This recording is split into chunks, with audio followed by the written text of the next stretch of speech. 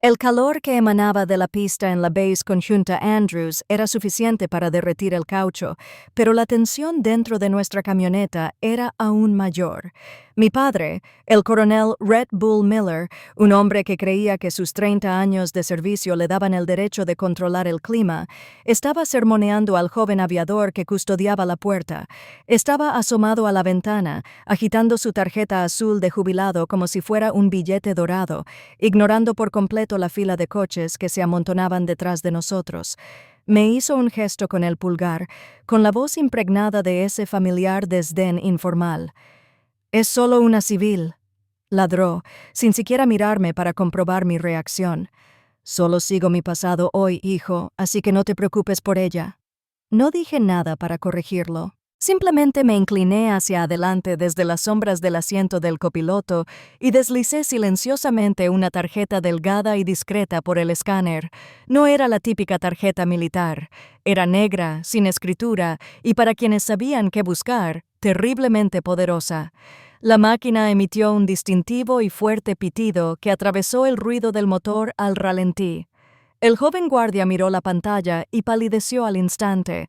No solo se incorporó, sino que prácticamente vibró de pánico al arrebatar el teléfono rojo de emergencia de la pared. «Control, tenemos un activo con código 1 en la puerta 4», gritó con la voz entrecortada. «Repita el código 1. Despejen el carril inmediatamente». Mi padre se quedó paralizado a media frase, con su preciada tarjeta de jubilación colgando inútilmente en su mano mientras miraba fijamente al guardia y luego se giró lentamente para mirarme. Mi padre había pasado 3 décadas en la Fuerza Aérea, venerando la cadena de mando como una religión.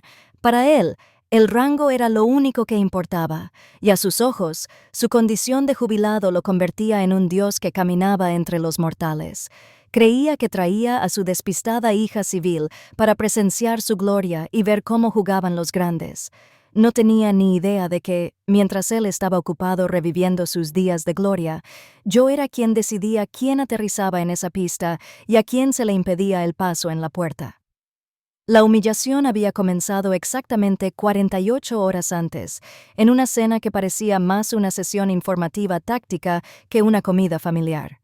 Papá había dejado caer un sobre pesado sobre la mesa, haciendo sonar los cubiertos. Anunció que había usado influencias con sus antiguos contactos para que entráramos en la sección de personas muy importantes para la ceremonia de llegada presidencial. Intenté mantener la calma, mirando el pollo asado como si fuera lo más interesante de la sala. No me invitó porque quisiera mi compañía. Me invitó porque creía que necesitaba que me salvaran de mi propia vida. «Tienes que venir, Sarah», dijo, cortando la carne con precisión agresiva. «Allí puedes conocer hombres de verdad, oficiales, hombres con carreras profesionales, no esa pequeña organización de eventos que haces en Washington, D.C. Nuestro vecino comía con nosotros y se reía entre dientes, creyéndose la idea de que yo era un fracaso a la deriva. Papá se inclinó, actuando para su público. «Es básicamente una organización de fiestas glorificada, ¿no?». Se rió, agitando el tenedor hacia mí. «Ella se preocupa por los globos y las servilletas, mientras que los adultos se preocupan por la seguridad nacional». Sentí ese ardor familiar en el pecho, el recuerdo de las vacaciones perdidas, las reuniones informativas clasificadas. No podía hablar de las autorizaciones de seguridad que le marearían. De hecho, papá, empecé a intentar mantener la voz firme. «Tengo trabajo ese día. No puedo irme sin más». Eso fue lo que no debía decir. La máscara jovial se cayó, reemplazada por el ceño fruncido del coronel. Golpeó la mesa con la mano, silenciando la sala. «Soy coronel, Sarah», espetó, bajando la voz hasta convertirse en un gruñido. «Yo manejo los hilos de este pueblo. No tienes trabajo más importante que el desembarco del comandante en jefe. Simplemente preséntate, vístete con respeto y trata de no avergonzarme con esa actitud de civil por una vez». Lo miré y me di cuenta de que no tenía sentido discutir. Quería un espectáculo. Bien. Le daría el mejor asiento de la casa por la verdad. La mañana de la ceremonia de llegada presidencial no empezó con entusiasmo. Empezó con una inspección táctica de mi apariencia que parecía más bien una reprimenda. Mi padre paseaba por la sala, puliendo nerviosamente un metal que no había estado en servicio activo en 15 años, mientras me daba un sermón sobre el arte de la invisibilidad. Él trató el evento inminente no como una reunión pública, sino como una peregrinación sagrada, donde yo era el pagano impuro que necesitaba que le enseñaran a arrodillarse. «Tienes que recogerte el pelo más fuerte, Sara», murmuró con agresividad, puliendo el latón de su solapa sin mirarla a los ojos. «Y por el amor de Dios, no hables con nadie a menos que te hablen primero. Estos son hombres serios con responsabilidades serias, no los proveedores de catering con los que estás acostumbrado a tratar». Miró mi blazer azul marino y mis pantalones de vestir a medida con un profundo suspiro de decepción. El mismo suspiro que había oído cuando elegí la universidad en lugar de la academia y de nuevo cuando acepté mi trabajo actual en Washington, D.C. Para él, mi atuendo corporativo era un disfraz de debilidad, un recordatorio visual de su fracaso al no criar a un soldado. Vio a una niña jugando con hojas de cálculo. No tenía ni idea de que estaba mirando al director de avanzada de la Casa Blanca. En su narrativa, yo era una organizadora de fiestas glorificada, preocupada por arcos de globos y colores de servilletas. No podía comprender que, mientras él se preocupaba por encontrar un lugar para estacionar, yo repasaba mentalmente el protocolo del ganso azul para el aterrizaje del Air Force One. Mi realidad interior contrastaba marcadamente con su despido. Mientras me sermoneaba sobre cómo dirigirme a un general, mi mente estaba ocupada con el tablero logístico del aeródromo. No me preocupaba la etiqueta. Me preocupaba la plataforma dura, la plataforma de hormigón armado necesaria para soportar el peso del inmenso 747. Estaba pensando en el enclave seguro, la zona estéril que había diseñado personalmente en los mapas satelitales hacía 3 semanas para asegurar que ningún personal no autorizado pudiera acercarse a menos de 400 yardas del balón, el maletín de lanzamiento nuclear que nunca se separaba del presidente. Cada vez que papá me decía que intentara seguirle el ritmo, tenía que morderme la lengua para no recitar la alineación de la caravana que había aprobado la noche anterior. Revisé mi teléfono, protegiendo la pantalla de las miradas indiscretas de papá, como si estuviera ocultando un mensaje de un novio en lugar de una actualización de seguridad nacional. Apareció un mensaje del agente Vance, el jefe de equipo del servicio secreto, un hombre de firmeza y vigilancia, con quien había pasado más tiempo el último mes que con mi propia familia. Obstrucción en la salida secundaria. Vance escribió con eficiencia y sin pánico. La policía local está remolcando un vehículo civil. Le respondí rápidamente y contundentemente. Recibido. Retenga el paquete en el punto de espera hasta que dé luz verde. No quiero que se desplace hasta que ese carril esté despejado. Vance respondió al instante. Entendido, director. Esperamos su llamada. Guardé el teléfono en mi bolsillo, una autoridad secreta que mi padre no podía ver. ¿Les estás escribiendo a tus amigos?, preguntó papá con la voz irritada mientras tomaba las llaves. Guarda eso. Vamos a una base militar, Sara. No a un almuerzo. Tienes que concentrarte. Asentí en silencio, añadiendo este momento al libro de registro mental que había estado guardando desde la infancia. Otra entrada donde mi competencia se confundía con distracción, donde mi verdadero poder se malinterpretaba como apatía. Caminé hacia el coche, haciéndole creer que era el comandante de esta expedición. Aunque yo era quien literalmente había escrito el guión de los acontecimientos del día, el viaje a la base era sofocante. El aire dentro de la camioneta se impregnaba de la inseguridad proyectada por papá. Apretaba el volante con tanta fuerza que tenía los nudillos blancos, aterrorizado de que sus credenciales de jubilado no le inspirasen el mismo respeto que antes. «Escucha», dijo con voz tensa y sin aliento. «Cuando lleguemos, quizá tengamos que aparcar lejos. Camina rápido y no te quejes. Y si ves a un general, ponte derecho. Esta gente tiene autorizaciones que ni siquiera te imaginas». Me miró entonces, con una mezcla de lástima y frustración en los ojos, asumiendo que estaba completamente fuera de lugar. Casi me reí, una burbuja histérica subiendo por mi garganta que tuve que tragar con fuerza. Autorizaciones que no podía imaginar. Quería decirle que yo era quien procesaba las listas de acceso. Quería decirle que los generales a los que adoraba estaban leyendo un paquete informativo con mi firma al pie. Pero permanecí en silencio, observando cómo aparecía el perímetro del aeródromo, sabiendo que la colisión entre su mundo y el mío estaba a solo unos minutos. Le preocupaba tener una buena vista. A mí me preocupaba el viento cruzado del Air Force One. Estábamos en el mismo coche, pero vivíamos en planetas diferentes. La aproximación a la Base Conjunta Andrews parecía menos una instalación militar y más un aparcamiento congestionado. Las luces de freno se extendían en un sofocante río rojo hasta donde alcanzaba la vista. Olas de calor irradiaban del asfalto bajo el sol del mediodía. Papá, sin embargo, estaba convencido de tener la ventaja táctica. Giró bruscamente nuestra camioneta hacia el carril de la derecha, marcado para militares retirados, insistiendo en que era una decisión de mando que nos acortaría 20 minutos de llegada. Pero, al igual que su comprensión de mi vida, su información estaba lamentablemente desactualizada. El carril era una trampa, irremediablemente atascado con cientos de jubilados que tenían la misma idea, todos avanzando a paso de tortuga mientras papá murmuraba palabrotas ingeniosas al salpicadero. Observé el tic-tac del reloj digital de la consola, sabiendo que la ventana de llegada del presidente se acortaba cada segundo. Decidí ofrecerle un salvavidas, aunque fuese con suavidad, intentando controlar su ego como si fuera un campo minado.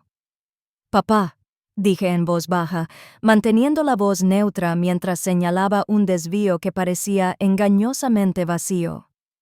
La puerta 4 suele estar designada para personal operativo y acceso prioritario. Deberíamos revisar la señalización antes de entrar en este carril. Fue una enorme pista de neón intermitente lanzada por la persona que literalmente había aprobado el plan de control de tráfico para todo este evento. Ni siquiera miró hacia donde señalaba. Simplemente apretó el volante con más fuerza hasta que sus nudillos se pusieron color hueso. «Creo que sé leer un mapa base, Sarah». Su voz era cortante, con la condescendencia específica que reservaba exclusivamente para mí. «Estuve destinado aquí antes de que nacieras. No necesito consejos de alguien cuya mayor crisis profesional es quedarse sin hielo». Me recosté, sintiendo el familiar escozor de su despido. Era el mismo tono que usó cuando me gradué, el mismo tono cuando obtuve mi primera autorización, el sonido de una puerta cerrándose en mis narices. «Bien», pensé, «si quieres liderar, entonces lidera». Mientras avanzábamos lentamente, el letrero de la puerta 4 finalmente apareció con claridad, cerniéndose sobre la carretera como un disparo de advertencia. No era una puerta cualquiera. El cartel estaba marcado con una franja roja gruesa y agresiva y la leyenda «Acceso restringido, solo misión esencial». Me dio un vuelco el corazón. Conocía esa franja. La conocía porque fui yo quien la designó. No era solo una entrada lateral. Era el pasillo estéril para el servicio secreto, el personal de la Casa Blanca y la propia comitiva. Papá conducía un vehículo civil directo al cuello de botella más vigilado de la costa este, armado solo con una identificación de hace 20 años y una actitud desapacible. Saqué el teléfono del bolsillo, manteniéndolo bajo la línea de la ventanilla. Abrí mi conversación segura con el agente Vance y escribí una actualización rápida y precisa. «Llegando a toda velocidad por la puerta 4. Escolta civil a mi padre. Intentará usar su autoridad. Listo». 3 segundos después. El teléfono vibró contra mi palma. Vance respondió con un emoji de calavera seguido de 2 palabras. «Palomitas listas». Una leve sonrisa fría se dibujó en mis labios mientras veía a papá secarse el sudor de la frente, totalmente ajeno a la sierra circular que estaba a punto de estrellarse. Quería enseñarme cómo operan los perros grandes, así que decidí dejarlo entrar directamente a la perrera. Nos detuvimos en la caseta de vigilancia con el ímpetu agresivo de quien cree que las normas de tránsito son solo sugerencias para los soldados rasos. Las pesadas balas de acero que bloqueaban el carril eran formidables, pero mi padre parecía creer que su sola personalidad bastaba para bajarlas. Un aviador joven y serio salió de la cabina, con la mano levantada en un brusco gesto de detención que hizo fruncir el ceño a mi padre. Papá bajó la ventanilla, dejando que el aire acondicionado se filtrara entre la humedad, y mostró su identificación azul de jubilado con un gesto experto, como un mago, revelando el prestigio. Connell Miller se jubiló, anunció, con la voz resonante, con esa mezcla de derecho e impaciencia que reservaba para los trabajadores de servicio y sus subordinados. Se dirigió a la tienda de la persona importante. «Abre el carril, hijo». El aviador no se inmutó. Tomó la tarjeta, la escaneó con un dispositivo portátil y frunció el ceño al leer la información. «Señor», dijo el aviador con voz neutra y profesional, «esta identificación es válida para el acceso general a la base, pero no para esta puerta. Esta es una zona estéril para la comitiva presidencial. Debe dar la vuelta y usar la puerta principal, que está a 5 kilómetros». El silencio que siguió duró exactamente un segundo antes de la explosión. Papá no solo se enojó, se puso furioso. «¡Date la vuelta!», balbuceó, con la cara enrojecida de un peligroso tono carmesí. «Llevo más tiempo en la letrina que tú de servicio. ¿Sabes quién soy? Soy coronel de la Fuerza Aérea de los Estados Unidos, y no voy a dar la vuelta a este coche por un E3 que se ha subido de tono». El aviador empezó a hablar, mirándome nervioso desde el asiento del copiloto, pero papá lo interrumpió con un gesto desdeñoso de la mano. «No la mires», espetó, señalándome como si fuera una maleta caída. «Solo está conmigo. Ignórala. Abre la maldita puerta. Solo está conmigo». Las palabras quedaron suspendidas en el aire húmedo, pesadas y sofocantes. Era el lema de toda mi existencia en sus ojos. Un apéndice, una sombra, nunca el evento principal. Lo miré y algo dentro de mí finalmente se quebró. No con un estallido, sino con un clic frío y claro. Abrí la puerta del coche. «Sara, ¿qué demonios haces? ¡Vuelve adentro!». Papá gritó, pero su voz sonaba distante, como si viniera de una radio en otra habitación. Salí al asfalto, me alicé la solapa del blazer y caminé hacia el sensor con la postura de quien fuera el dueño del edificio. No grité, no discutí. Simplemente metí la mano en el bolsillo y saqué mi pase de acceso a la Casa Blanca, la credencial blanca yankee que menos del 1% del personal ve y mucho menos sostiene. Lo sostuve frente al lector. La máquina se detuvo un microsegundo, procesando el cifrado de alto nivel, y luego emitió un sonido distintivo y autoritario. Bip, bip, timbre. La pantalla del pilar no solo parpadeó, sino que se iluminó con un verde brillante y pulsante. El texto se desplazaba por la pantalla LED en mayúsculas: «Autorización de avance de nivel 1 del presidente de los Estados Unidos». Los ojos del aviador se abrieron de par en par, pasando de la pantalla a mi cara. La transformación fue instantánea. No se enderezó sin más. Adoptó una postura rígida, firme, que habría hecho llorar a un sargento instructor. «Señora», ladró, con el pánico asomándose a su voz. «Disculpe, señora». No reconocí el vehículo. Antes de que mi padre pudiera siquiera procesar el cambio de atmósfera, el aviador golpeó con fuerza el botón rojo de pánico dentro de la cabina. La enorme bala de acero se hundió en el suelo con un fuerte golpe industrial. Las sirenas emitieron una breve y aguda bienvenida. Entonces, la puerta de la caseta de vigilancia se abrió de golpe y salió el agente Vance. Llevaba el equipo completo: auricular, gafas de sol y el traje a medida que ocultaba su capacidad letal. Pasó junto a la ventana de mi padre sin siquiera mirarlo, dirigiéndose directamente hacia mí. «Director Miller», dijo Vance, con la voz lo suficientemente alta como para que se oyera en el coche. Estábamos empezando a preocuparnos.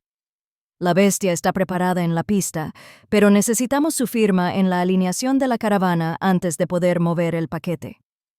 Me giré para mirar el coche.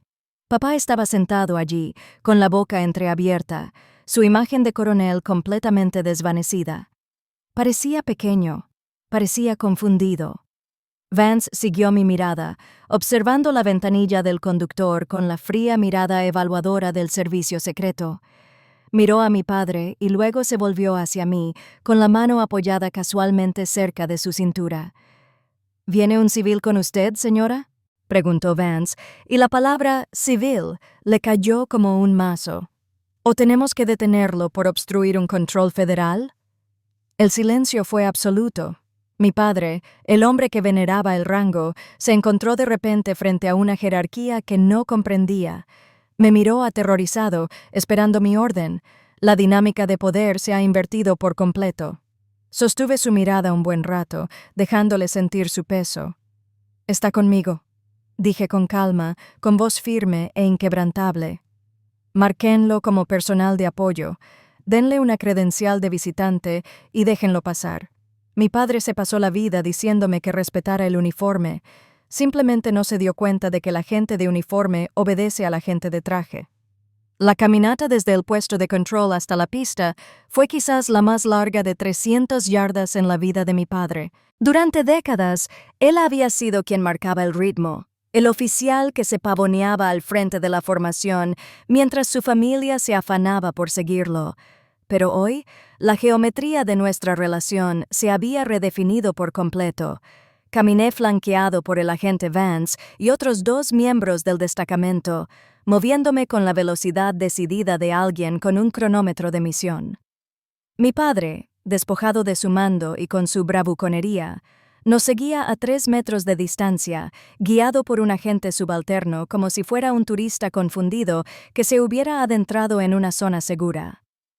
Llevaba una placa amarilla genérica laminada sujeta al bolsillo de la camisa.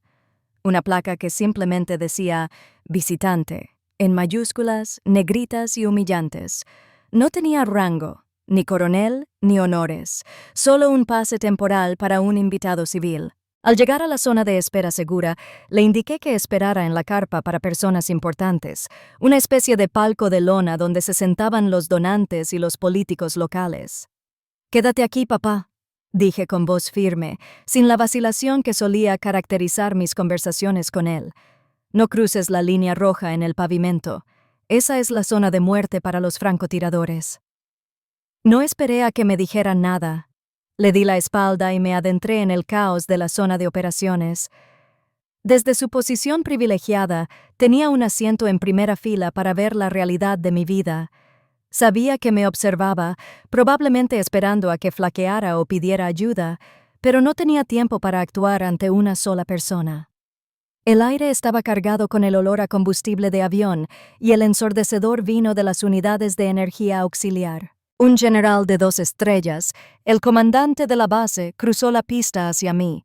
Vi a mi padre ponerse rígido en la tienda, con el instinto despertándose.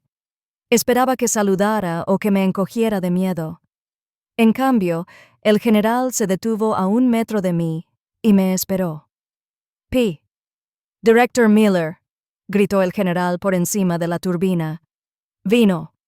El control de tierra pregunta si desea que la piscina de prensa se traslade al elevador secundario antes de que las ruedas bajen». Miré mi reloj y negué con la cabeza. «Negativo, general. Manténgalos en su sitio. Si los movemos ahora, bloquearán la salida de la furgoneta médica. Mantenga la línea». El general asintió, aceptando la orden sin dudarlo. «Entendido, director». Volví a mirar la tienda. Mi padre tenía la boca entreabierta. Ya no miraba a su hija. Miraba a una desconocida que comandaba a los hombres a quienes había dedicado toda su vida a impresionar. Recordé todas las veces que me dijo que me faltaba presencia de mando, todas las veces que dijo que era demasiado débil para el mundo real. Me pregunté si ahora estaría contabilizando esos momentos, reconciliando a la chica débil que crió con la mujer que dirigía los movimientos del ejército estadounidense. Entonces llegó el evento principal. El cielo retumbó y la brillante silueta azul y blanca del Air Force One aterrizó. La precisión del momento fue absoluta. Las escaleras se desplegaron, los Marines se pusieron firmes y la puerta se abrió. Cuando el presidente descendió, el mundo pareció contener la respiración. Llegó al pie de las escaleras, saludando al comandante de la base, y entonces se volvió directamente hacia mí. No era una sesión de fotos, era un registro funcional. Me estrechó la mano, inclinándose para hablar por encima del ruido de los motores. «Llegada sin contratiempos, Sarah», dijo con una sonrisa sincera. «Vance me dice que usted mismo despejó un atasco en la puerta». «Buen trabajo», asentí con profesionalismo. «Gracias, señor presidente. El coche está listo». Se dirigió hacia la bestia, desapareciendo entre la caravana. No miró la tienda de la persona importante. No sabía que Bull Miller existía. En ese momento, el legado que mi padre creía poseer, la proximidad al poder, se disolvió en la neblina de calor. El camino a casa fue silencioso, pero no era el silencio reconfortante de la compañía. Era el silencio pesado y sofocante de una visión del mundo que se derrumbaba. El aire de superioridad que solía llenar el coche cada vez que mi padre conducía había desaparecido, reemplazado por una energía nerviosa y vibrante. No dejaba de mirarme, luego volvía a la carretera, buscando una frecuencia en la que pudiéramos hablar. Durante 20 minutos, el único sonido fue el zumbido de los neumáticos en la circunvalación. No encendí la radio.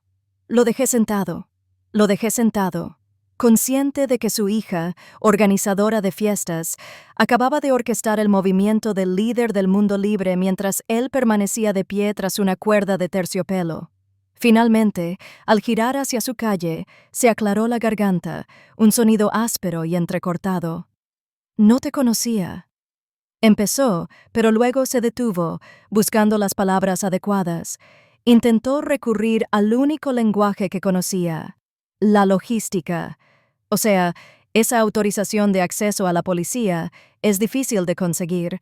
Tan solo la verificación de antecedentes lleva meses. No sabía que se la dieran a los civiles. Era un cumplido envuelto en una estrategia de defensa. Intentaba validarme validando la burocracia que sorteaba, como si el papeleo impresionara más que la persona. Entré en su entrada y estacioné el auto, pero no apagué el motor. Lo miré de verdad. Vi las canas en su cabello, la incertidumbre en sus ojos. Vi al hombre que me había hecho sentir pequeña para que él se sintiera grande. «Es difícil de conseguir, papá», dije en voz baja pero firme. «Pero no se lo dan a los civiles, se lo dan a los profesionales». Se miró las manos, asintiendo lentamente. «Bueno», balbuceó. «Tu madre hizo un asado. Deberías entrar. Cuéntale sobre el presidente». Miré la casa, el lugar donde había aprendido a disculparme por ocupar espacio, el lugar donde mis sueños se llamaban pasatiempos. Me di cuenta de que no necesitaba entrar. No necesitaba presumirle a mamá para demostrarle que era digno. El libro de cuentas estaba cerrado. «No puedo», dije. «Tengo una reunión informativa en 1 hora. Y, sinceramente, papá, no necesito contar la historia».